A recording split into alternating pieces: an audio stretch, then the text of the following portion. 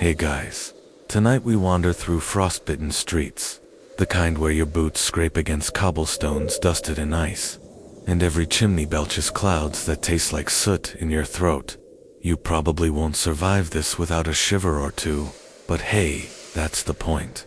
So, before you get comfortable, take a moment to like the video and subscribe, but only if you genuinely enjoy what I do here. And while you're at it, post your location and local time. It's always fun to see who's shivering along with us.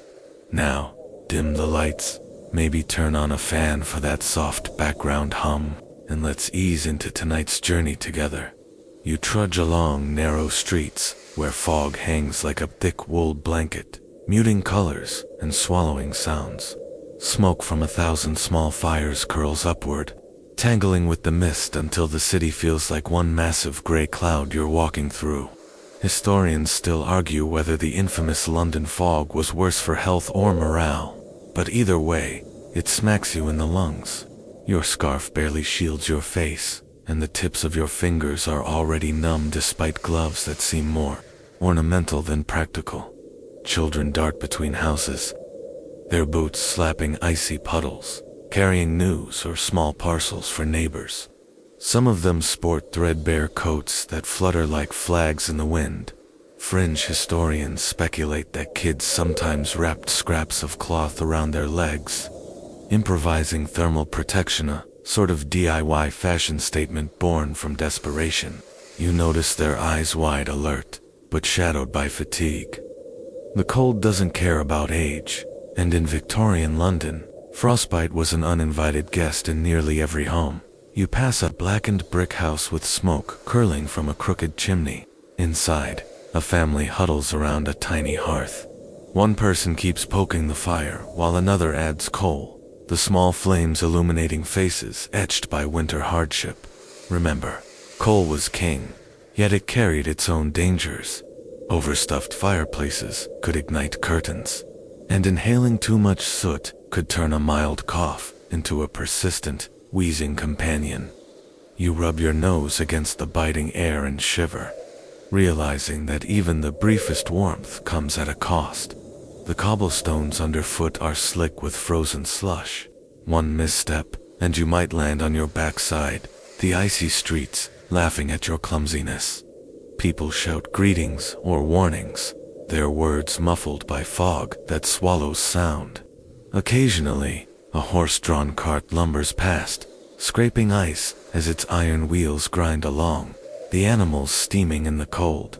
You inhale deeply, half nostalgia, half survival instinct, as the mix of smoke, horse, and coal fills your senses. Improvisation is everywhere. Straw mats against drafty windows, Istra curtains, and small brick extensions around chimneys are attempts to trap what little heat the hearths provide.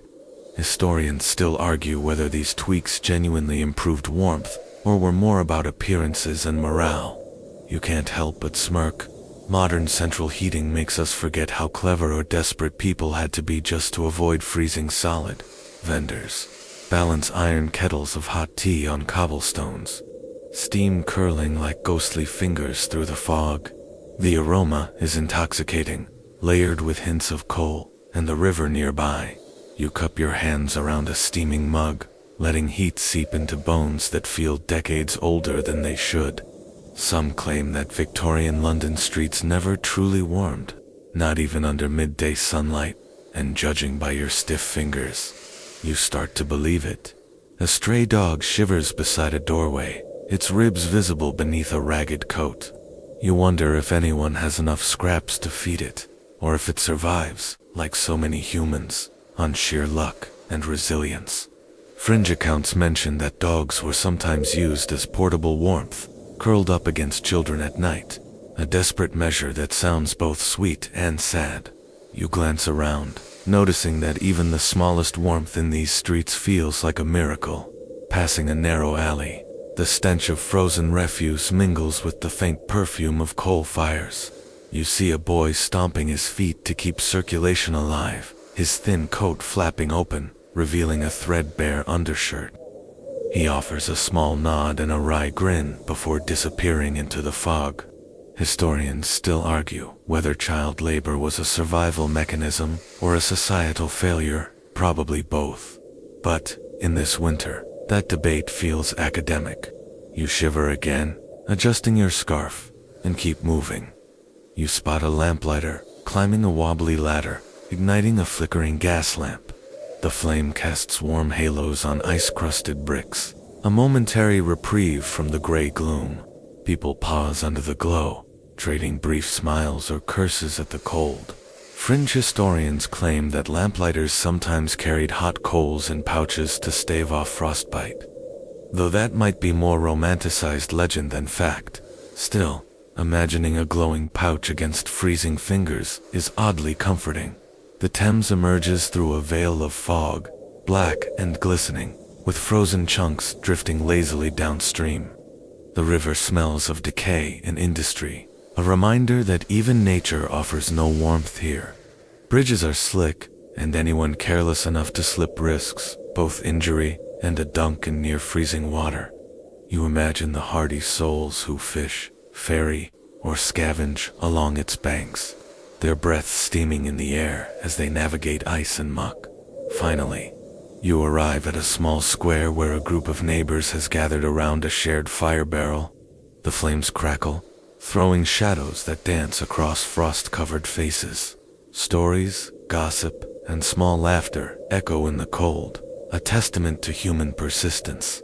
You sip the last of your tea, letting the warmth fill you, realizing that even in a city that seems designed to chill every bone, people find ways to survive, adapt, and share fleeting moments of comfort. The fog thickens as you move deeper into the city, curling around buildings like a living thing. You trudge past narrow alleyways, where soot-streaked walls seem to whisper secrets of lives frozen in winter's grip. The air tastes bitter, a mix of coal smoke, damp stone, and the faint temps of the Thames. Historians still argue whether the great smog of later decades was inevitable, or if Victorian urban planning could have prevented such choking conditions. But tonight, that debate feels academic as your lungs burn with each breath. Street lamps flicker weakly through the mist, their gas flames sputtering against the icy wind.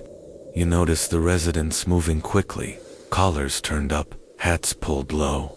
Every step seems calculated, avoiding puddles that have turned to treacherous sheets of ice overnight.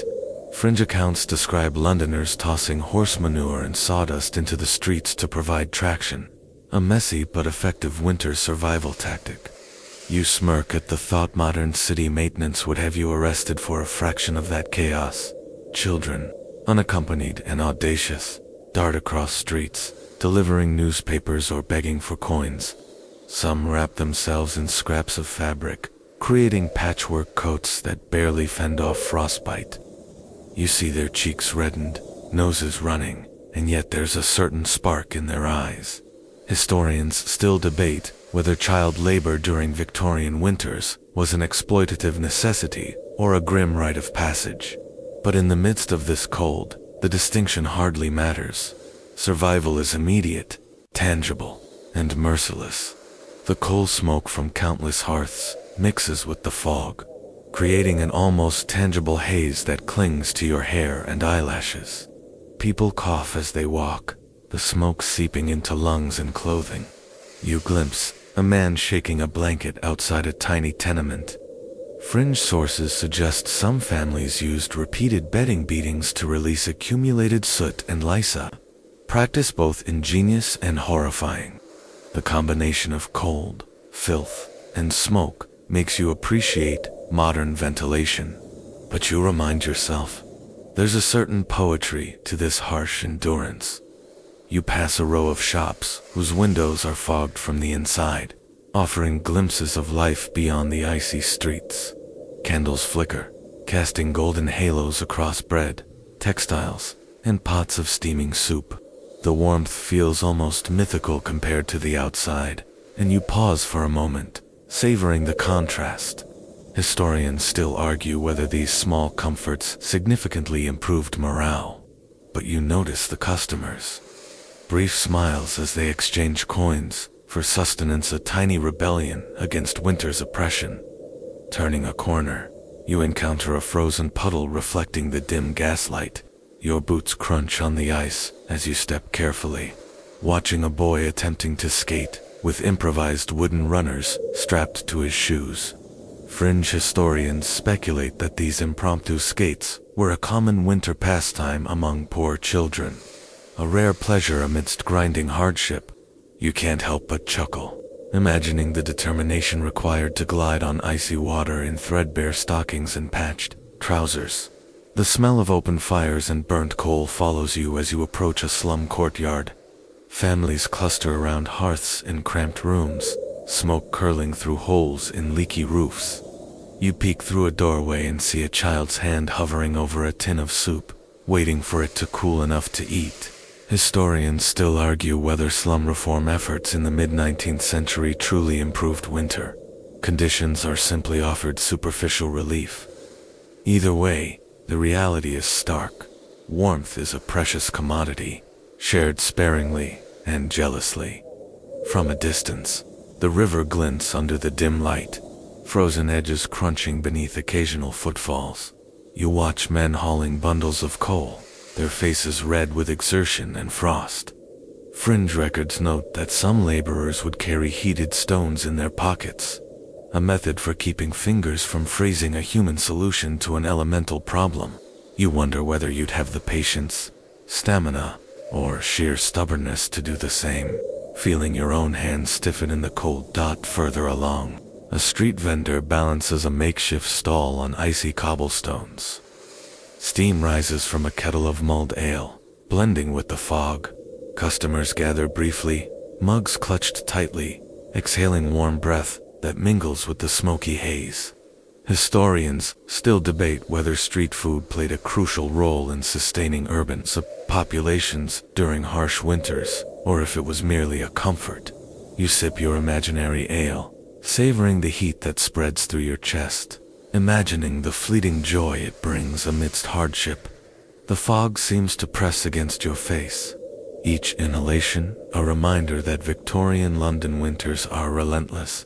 A stray cat darts through the alley, its tail puffed like a bottle brush, hunting for scraps. Fringe tales suggest cats were sometimes used as informal heating companions for children, curled up to share precious body warmth.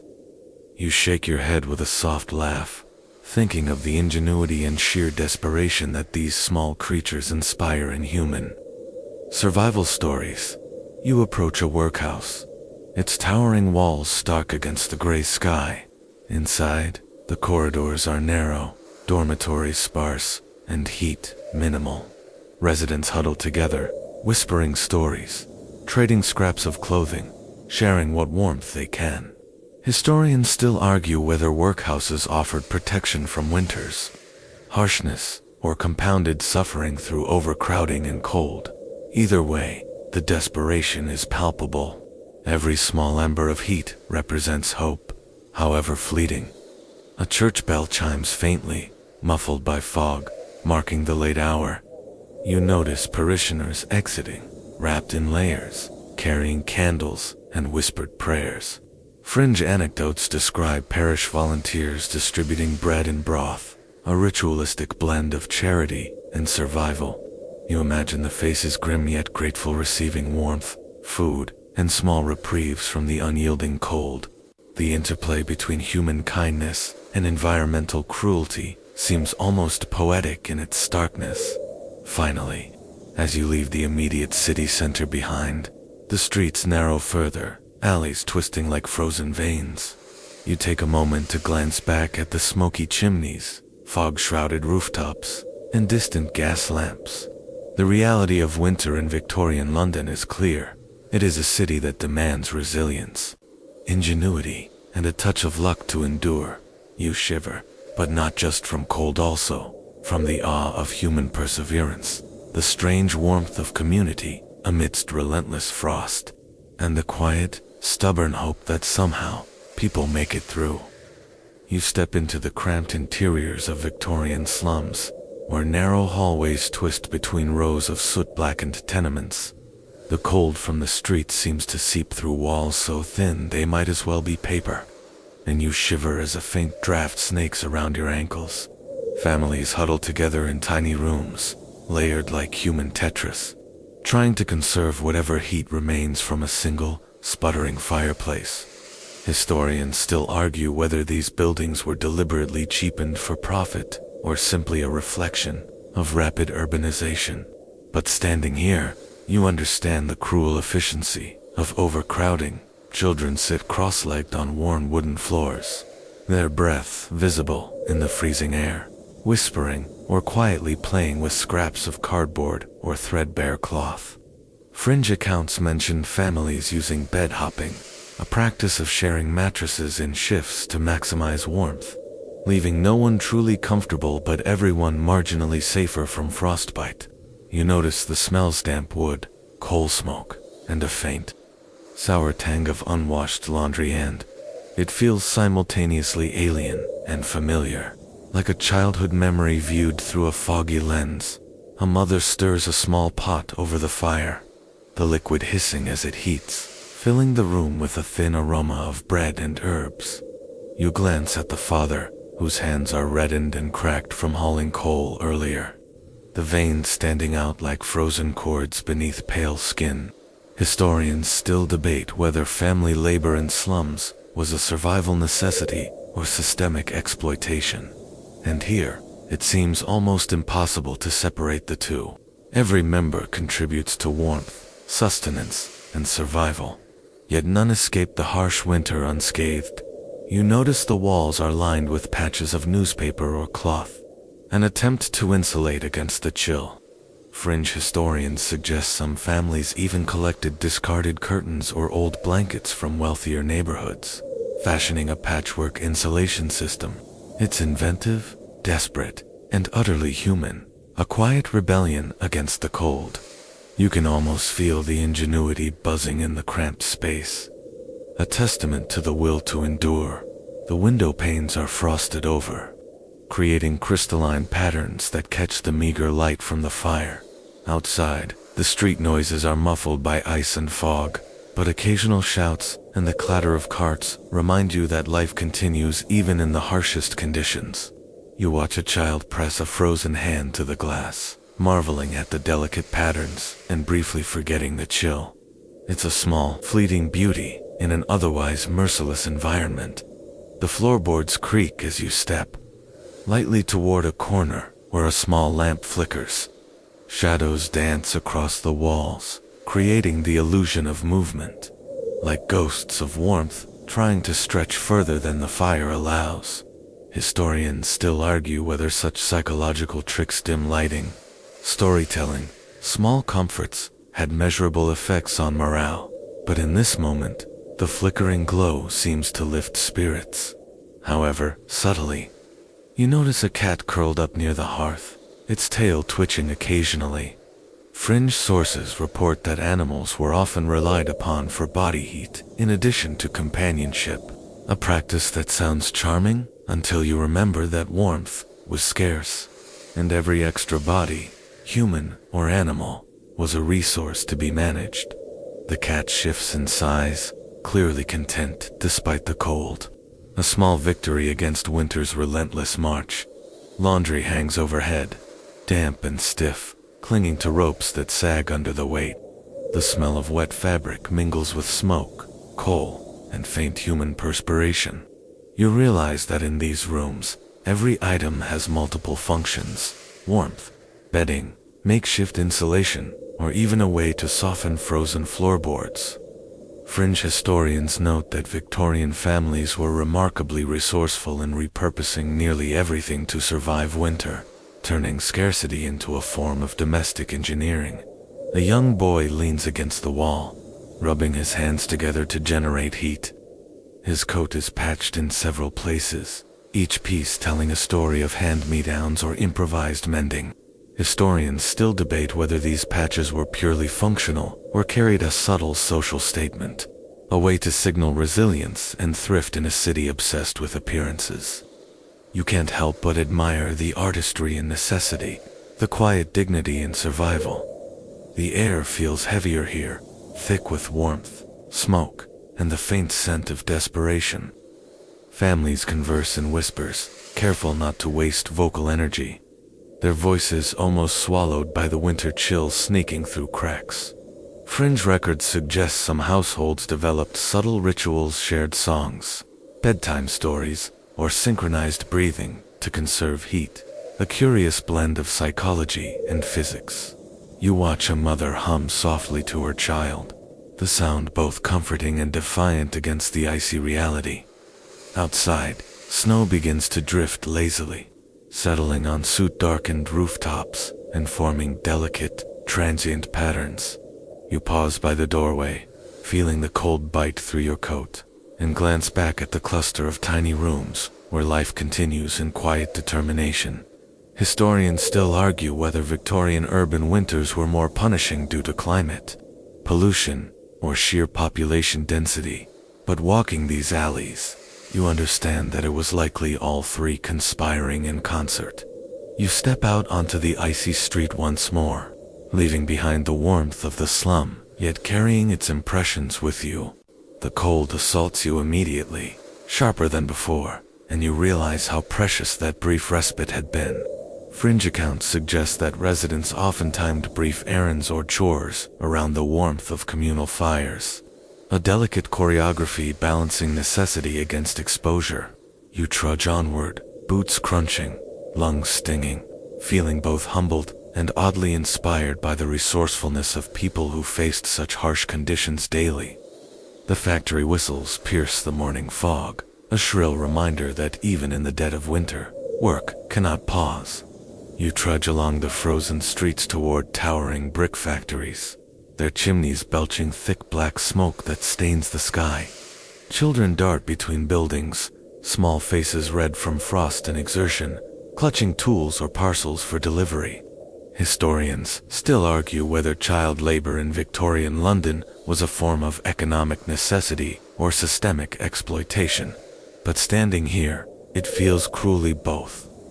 You pull your scarf tighter, aware that frostbite isn't just a threat, it's an everyday hazard. The gates creak open, revealing a bustling factory yard where workers shuffle like ghosts between shifts. You see children as young as 8, hauling sacks of coal or weaving fabric in frigid rooms. Fringe records note that some families sent kids to work in part for warmth. Factories, despite their harsh conditions, were often slightly warmer than unheated homes. You shiver at the thought of standing in these drafty halls all day, fingers stiff, lungs heavy with cold dust, and feet numb in worn shoes. Inside, the air is thick with smoke and machinery noise. Steam rises from kettles and vats, creating a mist that mingles with the cold, forming miniature clouds inside the factory. You notice small injuries, scraped knuckles, red faces, and occasional bruised limbs. Fringe historians suggest some children developed calluses so thick that frostbite rarely penetrated them, a grim adaptation that seems both impressive and tragic. Historians still debate whether factory regulations of the era truly mitigated these dangers, or if enforcement was mostly symbolic, and your eyes scanned the floorboards, imagining the countless tiny accidents hidden in plain sight. You pass a weaving loom where a girl carefully guides thread through the machinery. Her fingers are chapped, her coat patched multiple times, and yet she moves with efficiency born of necessity. Small fires in cast iron stoves line the walls, but heat barely reaches the far corners of the room. Fringe accounts describe children standing on blocks to reach machinery, their feet numb, teeth chattering, and supervisors indifferent to their discomfort. You wince, noting how the human body is pushed to extremes simply to produce textiles for an indifferent market. During a brief break, workers huddle in corners, sharing cups of thin broth or tea. The liquid offers warmth, though barely enough to stave off shivers. Historians still argue whether these breaks were enough to prevent cold-related illness, or merely gestures toward humane treatment. You sip a mental cup along with them, feeling the heat trickle through your chest, marveling at the resilience required to continue working under such conditions. Outside the windows, frost clings to the glass in intricate patterns. a reminder that nature doesn't yield to labor demands. Children glance through, momentarily distracted from monotonous toil, their breath fogging the panes. Fringe historians claim some factory owners encouraged children to observe the frost patterns as a mild diversion, though whether it was a genuine morale booster or a subtle psychological manipulation is unclear. You smile at the delicate crystals, a fleeting beauty amid relentless labor. In one corner, a small group of boys handles coal deliveries, their hands raw and red from contact with icy lumps. Some wear leather gloves, others have nothing but rags wrapped around their fingers. Historians still debate whether gloves were a privilege or a rarity, but the difference between warmth and frostbite is immediately obvious. Fringe accounts note that older children sometimes share their limited protective gear with younger siblings, a quiet testament to camaraderie born from shared hardship. The air smells of hot metal, coal, and damp wool, a pungent cocktail that lingers long after leaving. You inhale, grimacing, while observing supervisors pacing the floor, their coats thicker and hands safer than those of the children. The disparity between authority and laborers is stark. Warmth is not just physical, but social, a reminder that survival is unequal in more ways than one. Historians still argue whether these social hierarchies exacerbated winter mortality among working-class children, and you feel that argument in every icy gust that creeps through unsealed doors. Lunch is served in small tins, mostly bread and watery stew. Children gather in tight circles, huddling close for shared body heat. Fringe accounts mention that some workers would use layered newspapers under clothing as extra insulation, or even wrap meals in cloth to keep warmth inside. You imagine the ingenuity required. A subtle chess game against the cold that could mean the difference between frostbite and survival. As the day drags on, fatigue mixes with cold, and the machinery's rhythm becomes hypnotic. You'll watch a boy's eyes droop as he leans against a loom, only to be nudged back to work by a sharp word. Fringe historians note that children developed astonishing endurance in these factories, but at a cost. Growth was stunted, health compromised, and the cold never fully left their bodies. You shiver, thinking about the persistence required to endure a full winter day under such conditions. By late afternoon, your fingers are stiff, your lungs wheezy, and the chill gnaws at your toes. Outside, the fog thickens again, merging with smoke from factory chimneys to form a nearly opaque curtain. Historians still debate whether the industrial winter air was more deadly than the climate itself, and looking around, you start to lean toward the harsher judgment.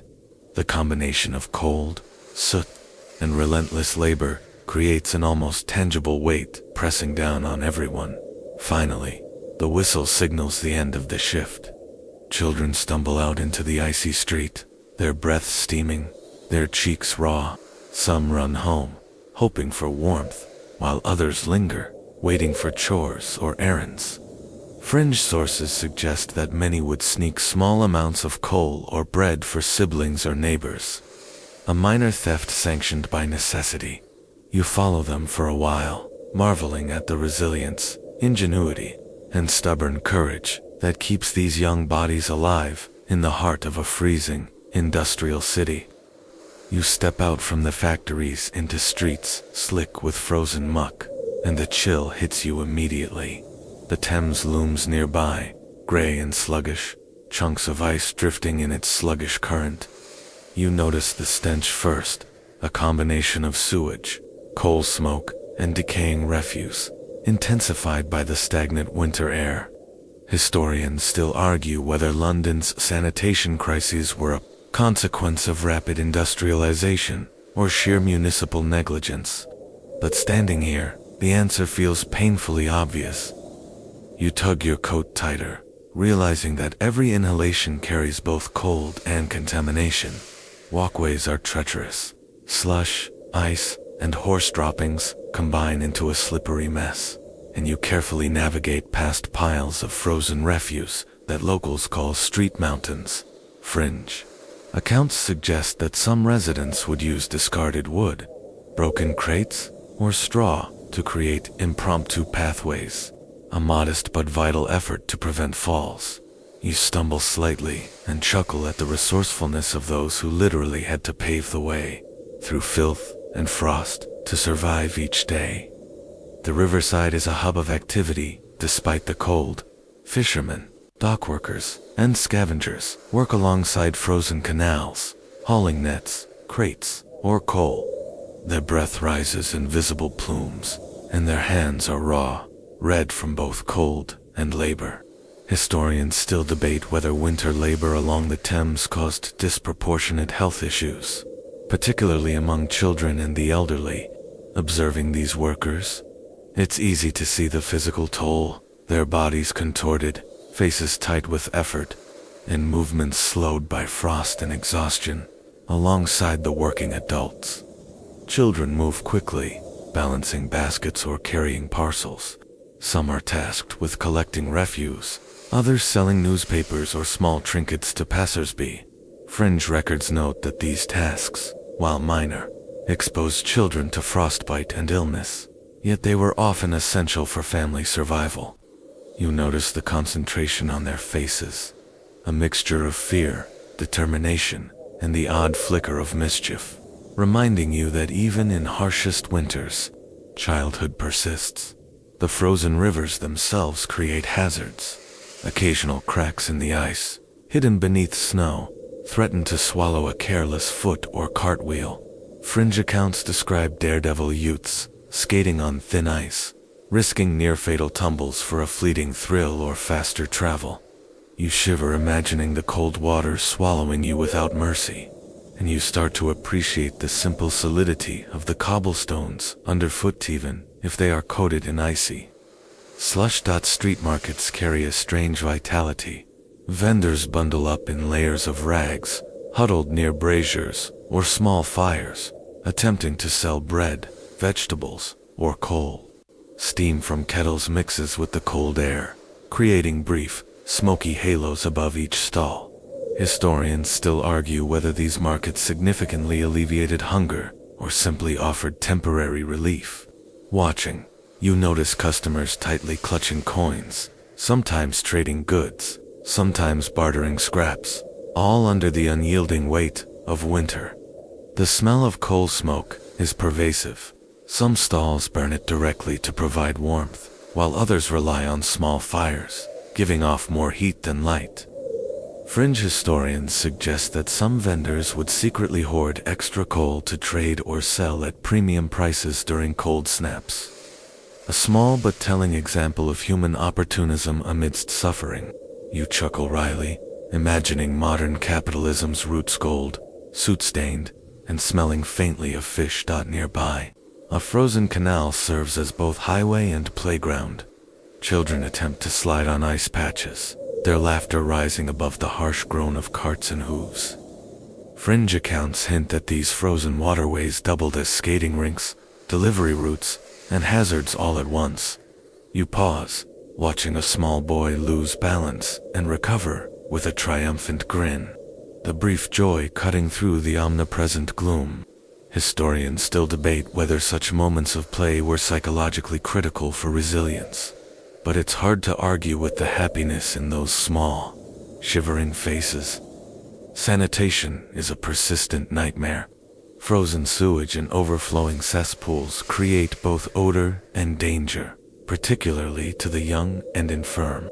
Some families dug small channels to direct waste away from their doorsteps, while others simply learned to step carefully. Fringe records describe imaginative methods of cleaning, like using straw to soak up slush, or layering newspapers across floors to trap moisture and muck. You can't help but admire the ingenuity, even as you wrinkle your nose at the stench. The Thames itself is a living menace. Ice chunks scrape against docks, threatening both workers and the vessels they load. Fringe historians note that many small boats capsized in winter due to unseen ice, often with cargo and livelihoods lost.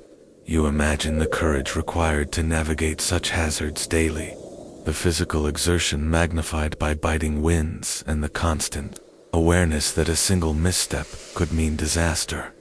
Passing a narrow street, You glimpse a family huddled near a brazier in a doorway, sharing body warmth while roasting small fish.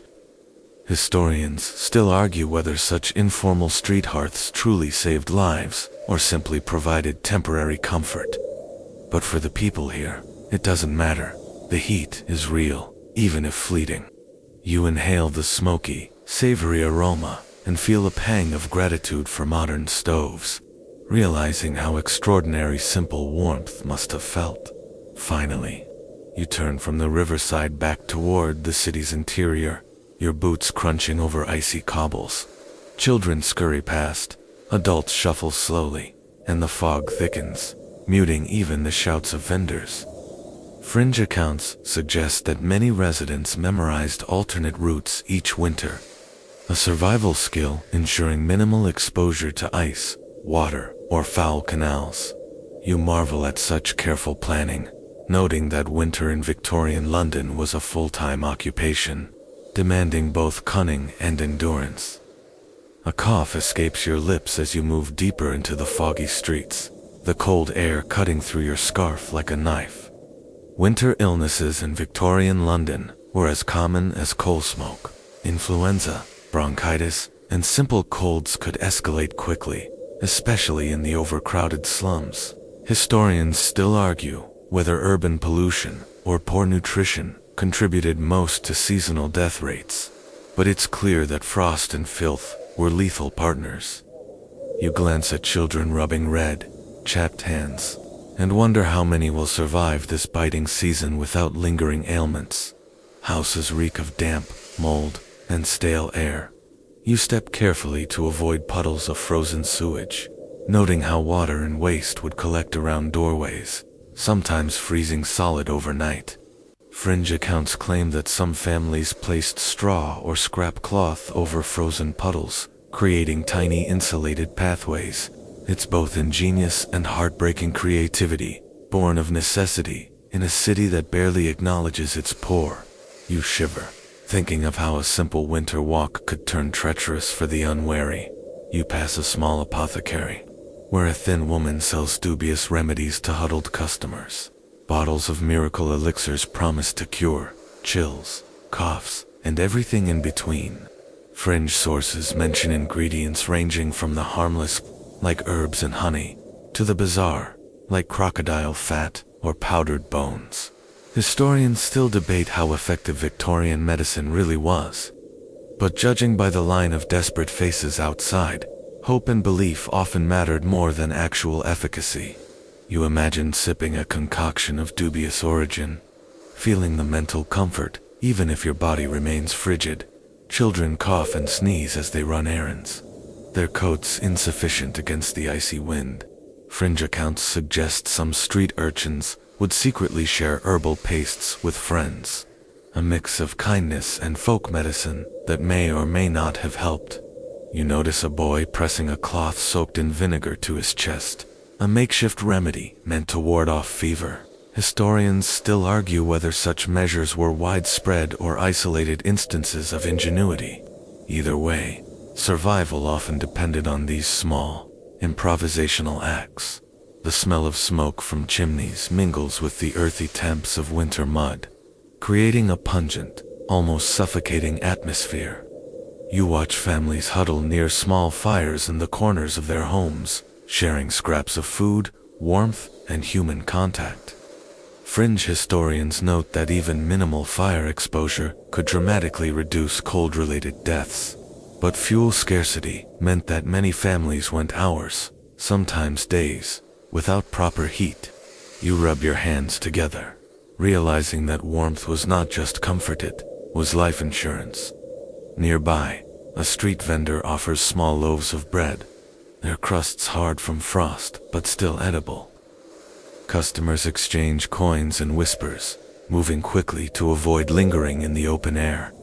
Historians still debate whether street food meaningfully mitigated winter starvation or simply offered minor sustenance. But watching the transactions, you recognize that every crumb counts. Fringe records even suggest that some vendors doubled as informal health advisors, dispensing both food and rudimentary remedies to those desperate enough to ask. A mother carries a child, wrapped in multiple layers of ragged clothing. The little one's cheeks are red, nose running, and eyes wide with discomfort. Fringe accounts indicate that parents sometimes placed warmed stones near infants to stave off hypothermia, a technique both practical and risky. You feel a pang of empathy, imagining the tension of protecting a child against relentless frost while lacking proper heat. Historians still argue whether Victorian parenting techniques during winter were primarily protective or forced by sheer necessity. And standing here, the answer seems blurred. You pass a group of street cleaners, shoveling snow and ice to keep passageways clear. Their breaths fog in the air, bodies moving in rhythm against the cold. Fringe historians describe some of these workers wearing layers of newspaper undercoats or inside gloves to survive prolonged exposure, a makeshift insulation that seems both brilliant and painfully insufficient.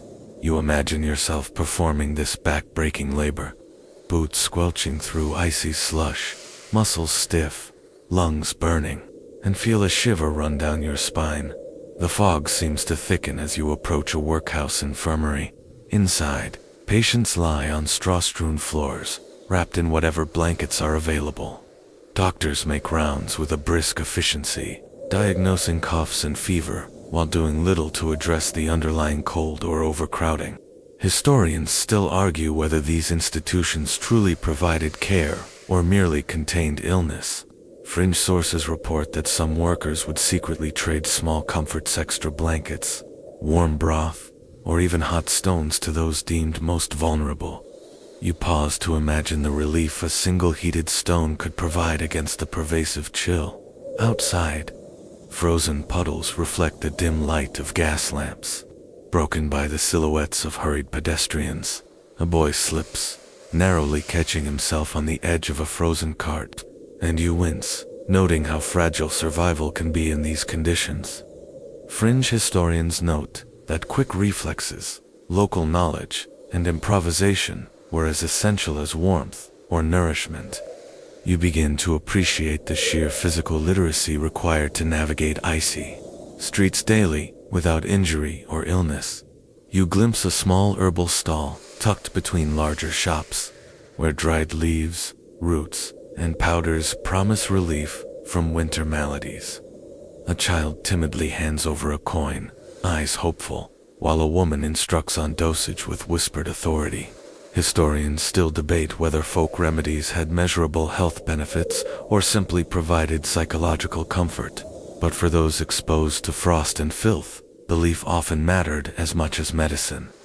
You imagine sipping a bitter herbal tea, warmth spreading through chest and mind alike. Finally, you pause at a street corner where neighbors huddle near a shared brazier, hands cupped around flickering flames. The heat is minimal, but precious, a brief reprieve from the pervasive cold. Fringe records mention that these communal warming points were vital survival strategies, places for gossip, barter, and tiny joys amidst relentless frost. Historians still argue whether these informal gatherings materially reduced winter mortality or simply boosted morale. But standing here, the warmth feels undeniable. You inhale, savoring both heat and the quiet resilience etched into each shivering face, and realize that survival in Victorian London's winter depended on ingenuity, shared effort, and sheer stubbornness. You shuffle along toward the poorer quarters, and the streets grow narrower, darker, and somehow even colder. The slums of Victorian London in winter feel less like a neighborhood and more like a labyrinth carved from misery.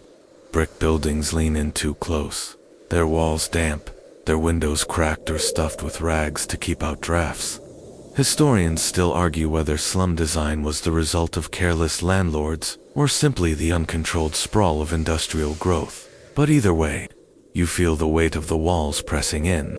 The air barely stirs, trapping cold like a cruel jailer. You duck into one of the narrow quartz-tiny yards crammed with families. Smoke drifts sluggishly out of a crooked chimney, and the smell of boiled cabbage mixes with the sharper temps of coal dust. Fringe accounts describe families placing pots of onions near doorways, believing the bulbs could absorb sickness and ward off winter fevers. Whether effective or not, the pungent odor dominates the tiny courtyard, and you imagine every breath stinging the eyes. Inside these rooms, overcrowding is staggering. You see up to a dozen people huddled in a single chamber, layered in blankets and ragged coats, pressed together for warmth. Historians still debate whether proximity truly reduced hypothermia or simply spread illness faster. Watching a coughing man turn his face toward the wall while children curl up beside him, you suspect the latter. Still, the closeness has its comfort, sir. Reminder of togetherness when everything outside is hostile. In some corners, you glimpse water trickling from burst pipes, freezing into jagged stalactites along stone walls. The floor beneath is slick with ice, making even the act of walking hazardous. Fringe records mention residents breaking up frozen sewage with shovels or axes, just to keep passageways clear. You tread carefully, realizing that slipping here isn't just embarrassing, it could mean injury without hope of proper treatment. The slums have their own economy. Vendors wander through with baskets of coal chips, bits of firewood, or small tins of oil. A woman calls out prices, her voice hoarse from cold, while children chase behind, hoping to scavenge a dropped piece. Historians still argue whether this microtrade alleviated suffering or merely deepened dependence, but the sight makes it clear everyone is scrambling for crumbs of warmth. You watch one boy pocket a stray lump of coal with a grin, his prize tucked like treasure beneath his shirt. A surprising detail catches your eye: windows painted over with tar or newspaper. Fringe accounts suggest this was a winter tactic to block drafts when glass was missing or broken. The effect leaves homes dim and claustrophobic, lit only by weak candles or flickering lamps. You pause, trying to imagine daily life with barely any sunlight piercing through. Every hour a blend of gloom and chill. The stench here is worse than on the main streets. Refuse piles freeze in grotesque mounds, and sewage seeps from broken drains, hardening into icy ridges. Yet people move through it with a grim efficiency. Children tiptoe along walls, women lift skirts clear of muck, and men drag carts carefully over icy stones. Historians still debate whether these slum conditions were tolerated out of neglect or because officials saw no alternative. You, meanwhile, marvel at the sheer resilience of bodies that rise each day to confront both cold and filth. You turn a corner and see something more startling: makeshift shelters cobbled together from crates, tarps, and spare boards. Inside, whole families huddle around small fires, smoke escaping through cracks. French historians describe how abandoned lots became clusters of winter shanties, dismantled when weather eased. You kneel, peering into one such shelter, noting the faces inside, tired, weary, but alive. For them, this little shack is as critical as any palace. The slums have their own kind of community. You notice neighbors sharing bowls of broth, passing small coals from one brazier to another, and swapping worn clothes. Historians still argue whether this solidarity genuinely improved survival rates or simply made hardship bearable. But the laughter of two children tossing snow at each other suggests that, even here, joy survives. You find yourself smiling, despite the cold, at how humanity insists on small celebrations, even in the bleakest places. Rats scurry near refuse heaps, their furs slick and glistening in the frost. Some children chase them for sport, others capture them for meals when desperation peaks. Fringe accounts describe rat stews passed off as rabbit or other game, a dark reminder of how hunger warps necessity. You suppress a grim chuckle, realizing that in this world, even pests had their place in the winter economy. You catch the sound of musica fiddles scraping out a tune. A man stands at a corner, bow moving steadily, while neighbors clap hands in rhythm. The melody carries, thin and defiant, above the coughing and cries. Historians still argue whether music and storytelling were survival tools or mere distraction. But as you listen, it feels like both. The tune warms the spirit, a fire you can carry without fuel. At the edge of the slums, you glimpse charity workers delivering blankets and bread. Fringe records suggest that some organizations prioritized distribution during Christmas, when the symbolism of generosity mattered most. Whether motivated by faith, guilt, or politics, the gifts are accepted with eager hands. You watch a child wrap herself in a scratchy wool blanket, her grin wide as though it were silk. In that moment, survival seems not only possible, but radiant with tiny victories. You leave the cramped alleys behind. Though the stench and chill linger, the slums have etched themselves in your Minda landscape where ingenuity and suffering intertwine, where warmth is treasure, and where laughter still flickers in shadows. As you step back onto the wider street, you can't help but feel humbled by the quiet strength of those who endure Victorian London's winter from within its coldest corners. Your footsteps echo as you approach a broader avenue, where the slums fade into rows of workhouses and charity halls. These buildings loom large, brick fortresses meant to contain poverty rather than cure it. The air is sharp, and the iron gates glisten with frost. Historians still argue whether workhouses were lifelines or prisons, but in winter, they stand as both shelter from the cold and cages of despair. You slip inside the gates, greeted by the dull clang of boots on stone floors. The main hall is cavernous and dim, filled with rows of shivering figures, seated at long wooden tables. The smell is a blend of boiled gruel, damp clothing, and smoke that barely hides the undertone of sickness. A clerk's voice cuts across the room, announcing rations for the day. Fringe accounts describe the portions as laughably small thin broth, a crust of bread, maybe a scrap of cheese if fortune smiled.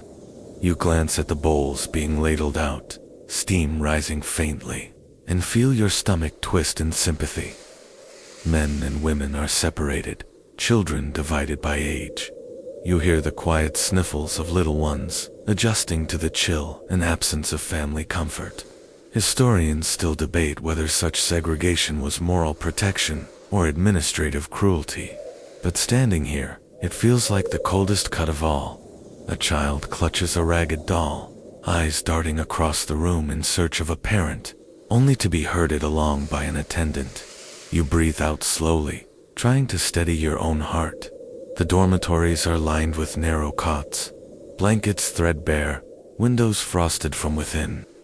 Breath hangs in the air like mist, as dozens of bodies shift restlessly in sleep. Fringe records suggest that some inmates stuffed straw into pillowcases or under thin mattresses, desperate to trap heat. You run your hand along one cot hard, unwelcoming, more like a prop in a play than a place to rest. Sleep here must feel less like recovery and more like surrender. Illness spreads quickly within these walls. A cough echoes, followed by another, and soon the dormitory becomes a chorus of discomfort. Historians still argue whether workhouse infirmaries alleviated or worsened the spread of disease. Doctors dispense tonics, their faces weary, their remedies often ineffective. You spot one worker sneaking an extra spoonful of broth to a frail elder, a tiny rebellion against rationing. Fringe accounts suggest such acts of compassion were both common and punishable. Risks some workers took anyway. Humanity smoldering beneath bureaucracy. The daily routine is rigid. Work, eat, rest, repeat. Even in the freezing cold, inmates are marched out to labor breaking stones, scrubbing floors, or sewing garments. You picture the sting of icy wind on fingers raw from washing linens in cold water. Historians still debate whether the labor was meant as moral discipline or simply economic exploitation. You suspect the answer is both, a bitter cocktail that leaves no sweetness behind. Not all who seek shelter are accepted. A group gathers outside the gates, pleading for admission. Their breath fogs in the night air, their hands outstretched. Some are turned away, their numbers too great for the capacity within. Fringe records recall families choosing to remain together on the streets, rather than be split apart in the workhouse. You imagine the heartbreak of such a choice, warmth at the cost of family, or frost together in freedom. Neither feels like salvation. Inside, the chapel offers a different kind of reprieve. Wooden pews creak under weary bodies, and candles flicker in the cold draft. Hymns rise in ragged voices, each note a fragile plea against despair. Historians still argue whether faith genuinely comforted workhouse inmates or merely dulled the sting of their suffering. As you listen, though, the harmony carries a strange warmth, filling the hollow space with something that feels bigger than gruel or stone. Walls.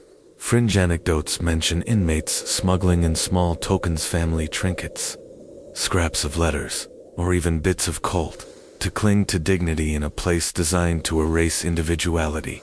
You notice a man fingering a worn pocket watch, its chain broken, its time long stopped. For him, perhaps it holds more heat than any brazier.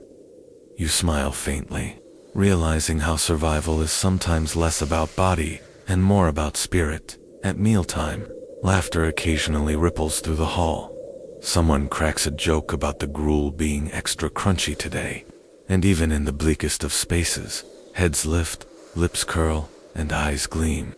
Historians still debate whether humor was resistance or resignation, but to you, it's clearly a spark, a reminder that no system can fully suppress the human will to find light, even in the coldest corners.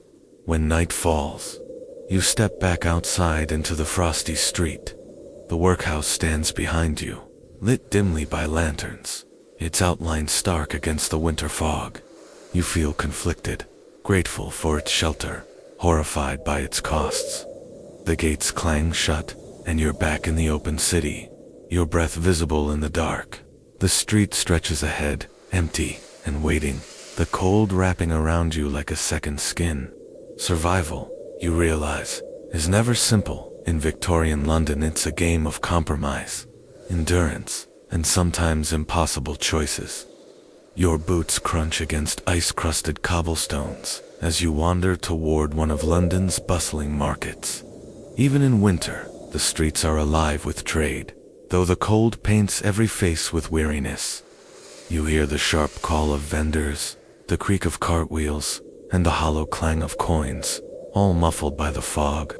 Historians still argue whether Victorian markets served as lifelines for the poor or exploitative traps of inflated prices. But either way, they throb with desperate energy. Stalls lean haphazardly against each other, wooden frames draped in tarps, stiff with frost. You brush your hand across one and feel the icy texture, brittle as old parchment. The goods themselves look tired, carrots shriveled, apples bruised, fish stiffed from the chill.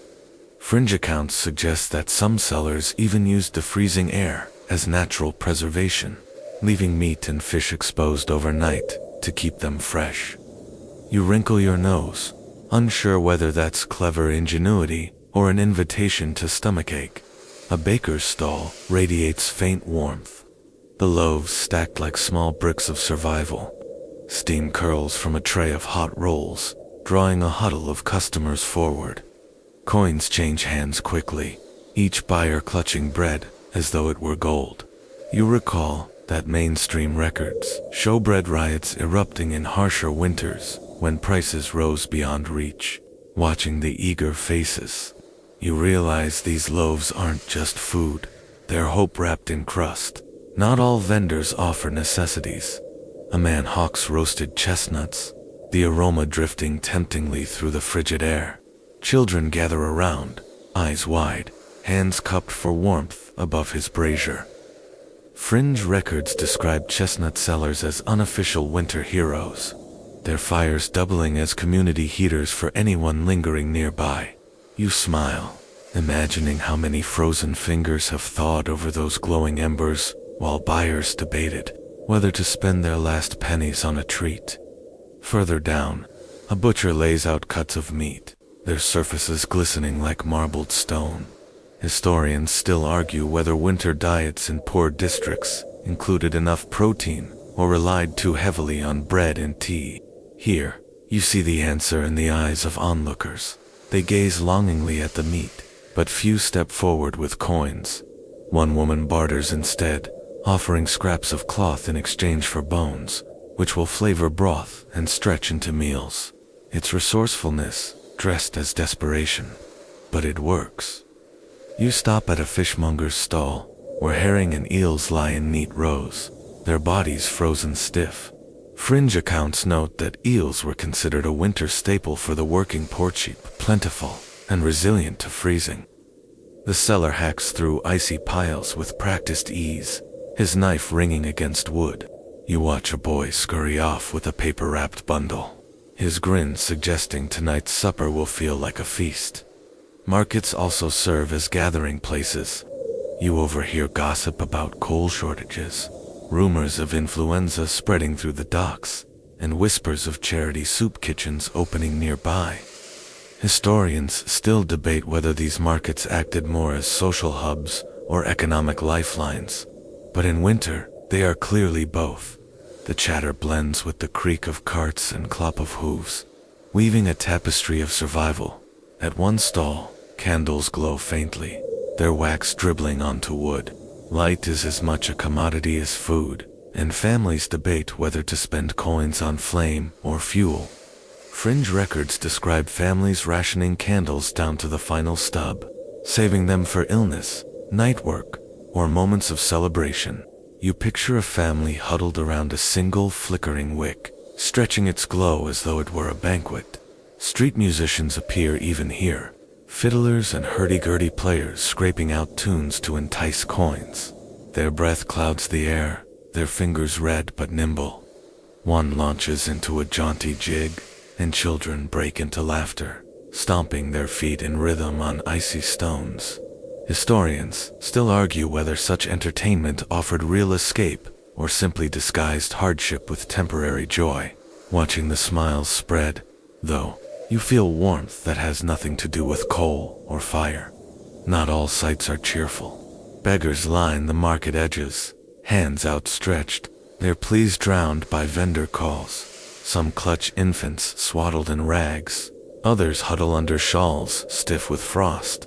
Fringe accounts claim that markets were both a blessing and a curse. For beggars, more people meant more potential alms, but also more competition. You drop an imaginary coin in a child's hand and feel a strange pang, knowing survival here often hinged on the kindness of strangers. As daylight fades, lanterns flicker to life, their glow refracted by the fog. The market takes on a new character, shadows stretching long, goods gleaming in the muted light. A vendor calls out the last bargains of the night: bruised apples, stale bread, and leftover fish. Families scramble, clutching what they can afford, for tomorrow the prices may rise again. Historians still debate whether this end-of-day scramble was more chaotic in winter than in summer, but the desperation you see leaves little room for doubt. Finally, you step away, ears still buzzing with shouts and laughter, eyes lingering on the last traces of steam rising from braziers. The market is both heart and stomach of Victorian London, in winter a place where hunger meets ingenuity, where coins and kindness mix uneasily, and where survival is bartered day by day, bite by bite. The deeper you wander into the winter night, the louder the city's shadows seem to whisper. For all the markets, workhouses, and slums you've seen, London also hides a darker undercurrent crime that thrives in the cold.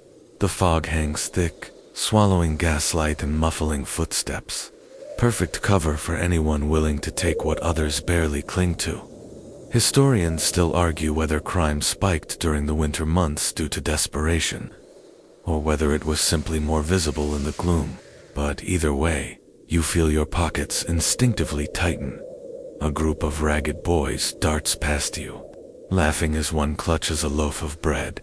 The baker's furious shouts fade quickly into the fog.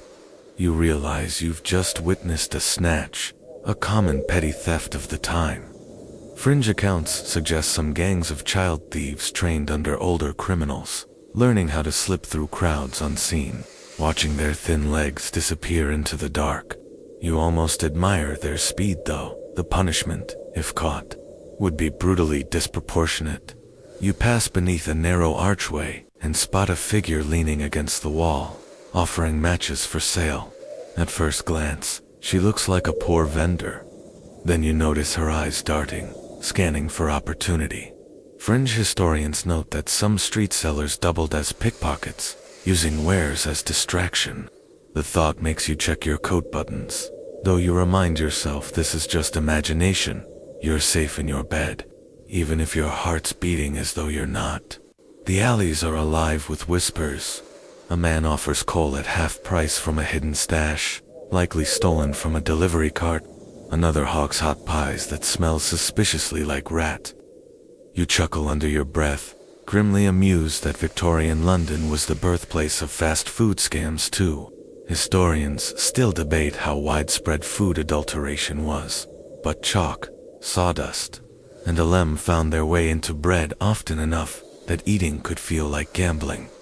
Near the docks, silhouettes cluster around a brazier, faces half-lit, exchanging goods in the flicker. Knives gleam briefly before vanishing into belts. Fringe accounts describe winter dockside smuggling as particularly lucrative. Fewer patrols ventured into the biting wind, leaving criminals free to shift barrels of contraband gin or tobacco. You pause, imagining the clash of cold Thames air and the warmth of illicit liquor, and understand why risks felt worth it.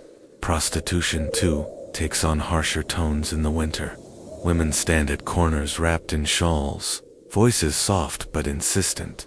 Historians still argue whether this was primarily survival work or a result of systemic neglect. But either way, the cold makes every offer edged with urgency. Some fringe stories suggest women rubbed whiskey on their skin to fight the chill while waiting for clients, a sting that must have burned almost as much as the icy air. You pull your collar high, both out of sympathy and a faint embarrassment.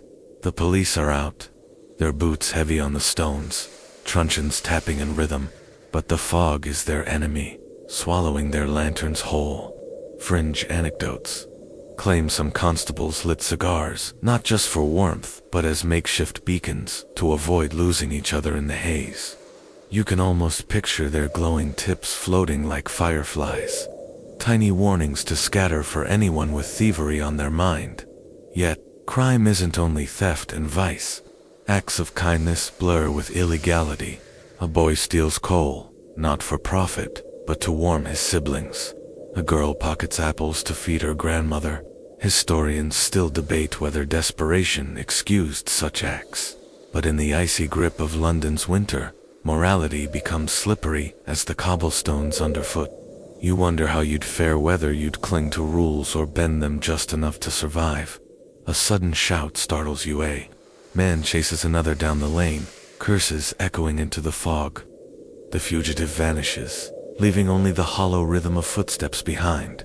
You feel the tension crackle in the air, the way winter sharpens every sound and every fear. Fringe accounts describe neighbors barricading doors with furniture during crime spikes, not trusting thin locks against desperate hands. You tug your coat tighter, suddenly grateful for modern deadbolts.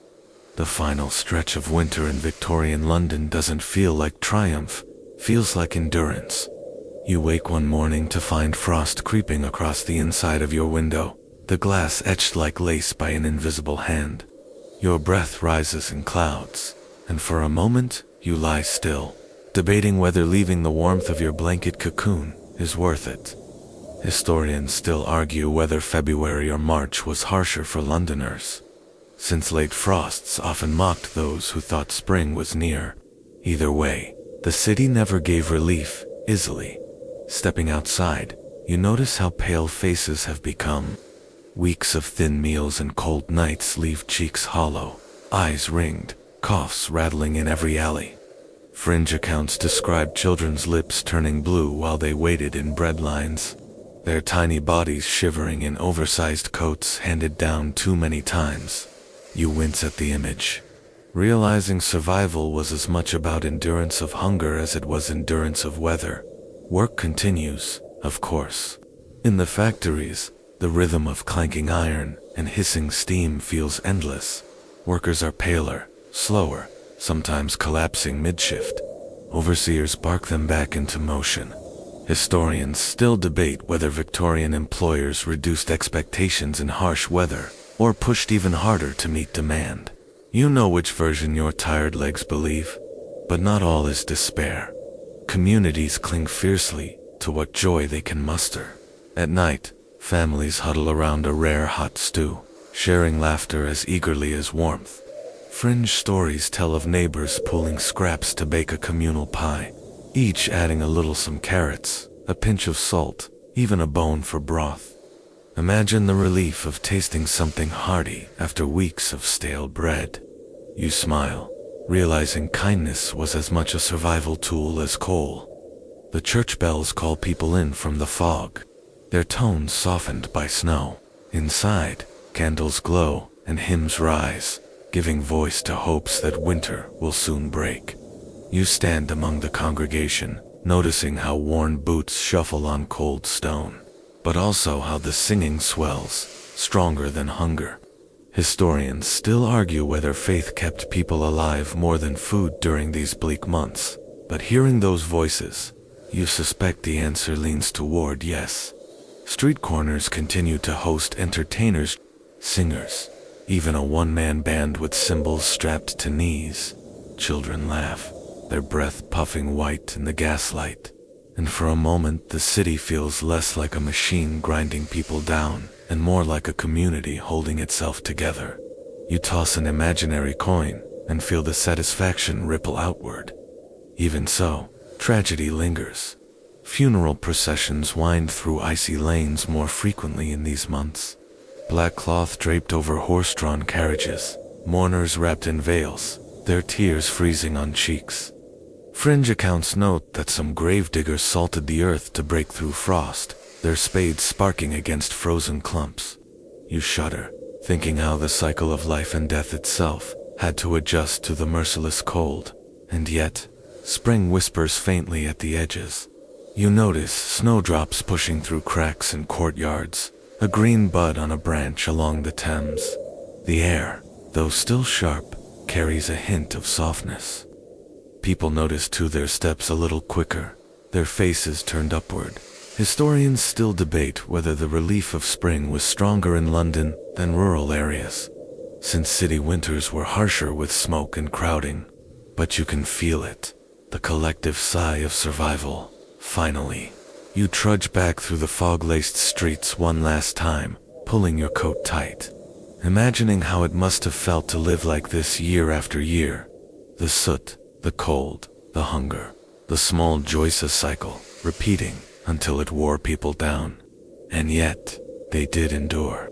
Somehow, despite the hardship, they built families, wrote songs, dreamed of better tomorrows. You smile faintly, realizing you've been warmed not by coal, but by the stubborn spark of human resilience. The story of Victorian London's winters lingers in your thoughts, like the last curl of fog after dawn. The harshness you've walked through, smoke-filled lungs, frost-bitten fingers, the endless grind of survival could feel overwhelming. Yet, if you slow your breathing now, you'll notice something softer beneath it all. A thread of resilience, woven through every cough, every candlelit gathering, every small kindness passed hand to hand.